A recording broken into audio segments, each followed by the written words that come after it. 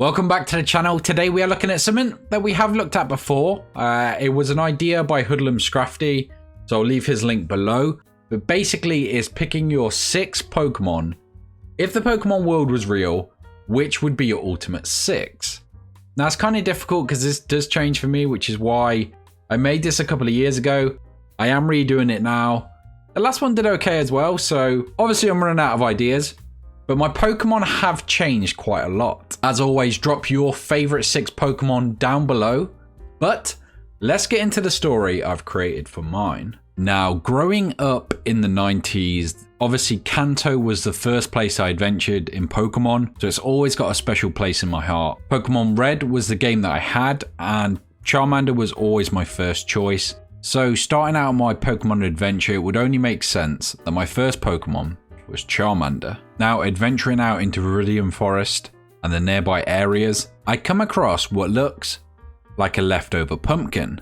But that can't be right, as it is only May now.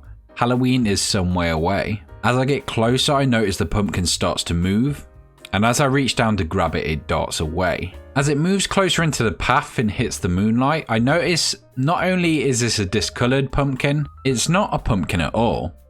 Obviously, we've found the Pokemon Pumpkaboo. Now, this is maybe my favorite Pokemon. Gengar's always going to be the mascot.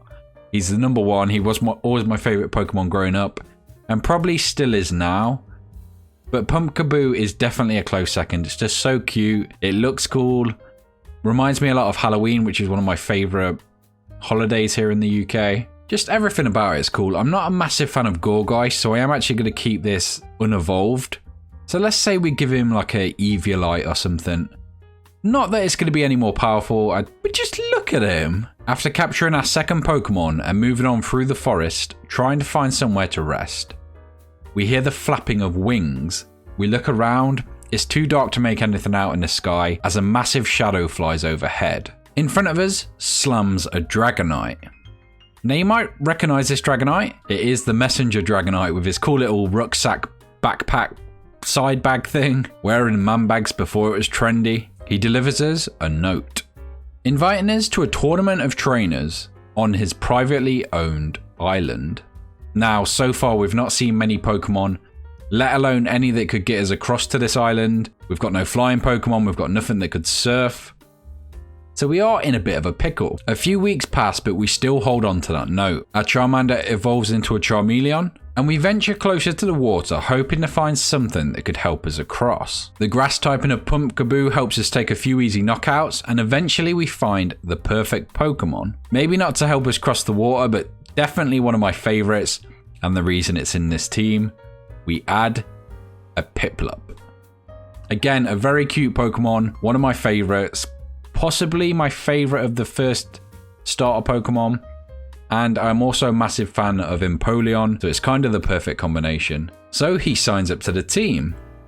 This doesn't really help us in our journey of making it to this private island, so we need to get back to training. Another couple days pass, and it is now the day before the tournament. We spend most of the day training, but by the end we find nothing that could help us cross the island, and it seems inevitable we're not going to make it. I crash out exhausted from battling, but my Charmeleon doesn't. Unlike Ash's, it's not a love-hate relationship, and he spends the rest of the night training.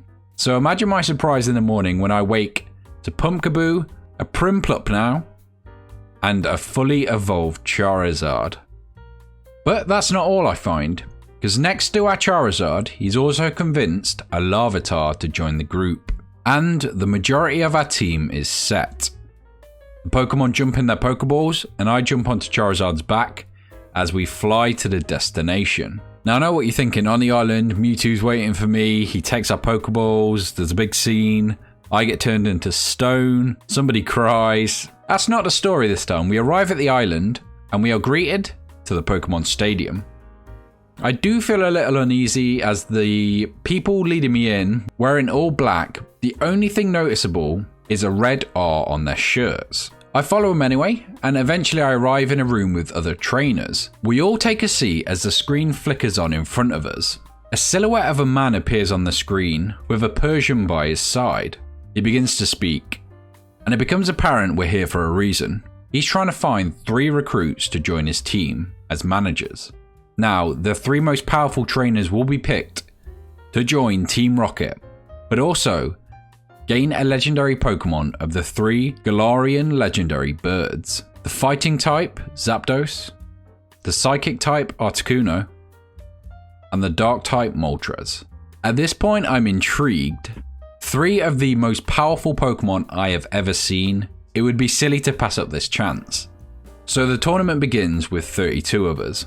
Before I know it, I've won my first few battles, and we're down to the top 8. At this point, Larvitar's evolved into Pupitar, Pumpkaboo's remain the same obviously, and instead of Prinplup, we now have an Empoleon. In our first top 4 match, we play against Alistar, a younger looking character wearing a mask and doesn't really speak much. Now his first Pokemon he throws out is a Gengar. Using a combination of Pupitar and Pumpkaboo, we managed to beat him with our shiny Pumpkin.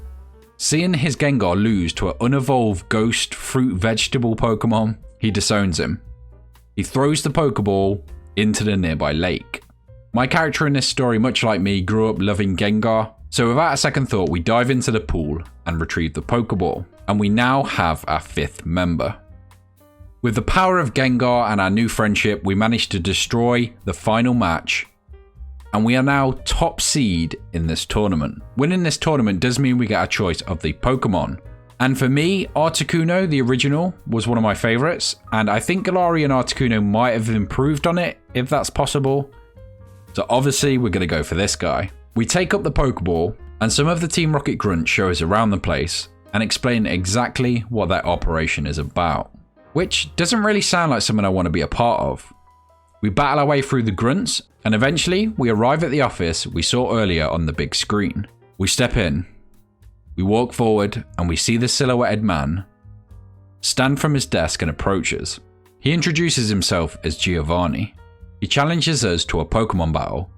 It's by far the closest yet, as we both come down to our last Pokemon, Galarian Articuno versus Mewtwo. We narrowly squeak out a win, but as we look over, he starts to smile.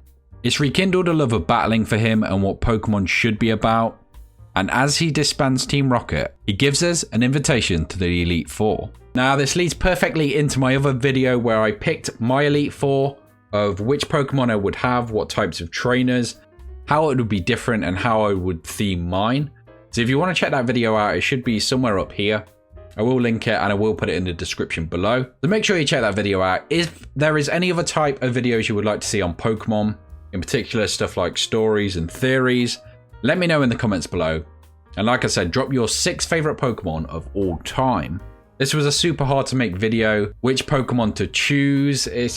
It's not easy to do, but this is my 6, which will probably last another couple of years, and then you'll see me again. But I hope you've enjoyed this video. Leave a like if you did. Make sure you subscribe for more Pokemon content, and I will catch you in the next one.